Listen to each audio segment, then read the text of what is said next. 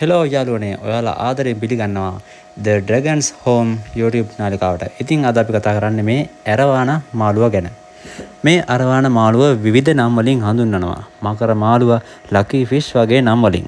සාමාන්‍යයෙන් මේ මාළුව අඟල් 25ත් 30ත් අතර ප්‍රමාණයකට විශාල වෙනවා. අඟල් 48ක් විතර ලොකු වෙච්ච මාළුත් බලා ගන්න පුළුවන්. ඉතින් මෙයාලා සාමාන්‍යයෙන් අවුරුදු 20ක විතර ආයු කාලයක් තියෙනවා. ගොඩක් අය කියනවා මෙයාලා ඇති කරන එක සුබ ලකුණක්ලු. ඒ නිසා ගොඩක් තැන්වල මේ මාළුව ඇති කරනවා. මොවුන්ගේ ප්‍රභේද විශාල ප්‍රමාණයක් තියෙනවා. Malayan, silver, red, blue, platinum, golden, chilli red වගේ තව ගණනාවක් තියෙනවා. ඉතින් මෙයාලගේ ඉල්ලුමේ වැඩිකමත් තියෙන අලංකාර නිසා ලක්ෂ ගණන් වලට මෙයාලගේ මිල බලා ගන්න පුළුවන්. ඉතින් මේ අරවාන මාළුව හදන්න ඔයාලගේ ටැංකිය මොන වගේ එකක් වෙන්න ඕනද? ටැංකිය කොහොම එකක් වෙන්න ඕනද?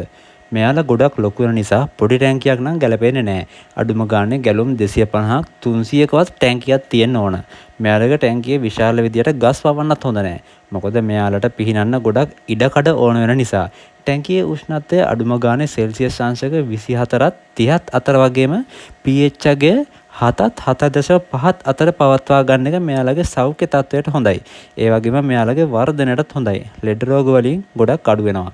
ඉතින් මෙයාලා එක්ක තව මාළු දානවා නම් ඔයාලා දන්නවනේ ඉතින් ගප්පි ගෝල්ෆිෂ් වගේ නම් හරියන්නේ නැහැ. මොන්ස්ටර් මාළු තමයි මෙයාලට ගැලපෙන්නේ. ඉතින් එහෙනම් තවත් දවසක මේ වගේ ලස්සන අලුත් ඔයාලට වැදගත් වීඩියෝ එකකින් හමු වෙමු. එහෙනම් ගිහින් එන්නම්. ඔයාලා හැමෝම The Dragons Home YouTube නාලිකාව අදම subscribe කරන්න අමතක කරන්න එපා.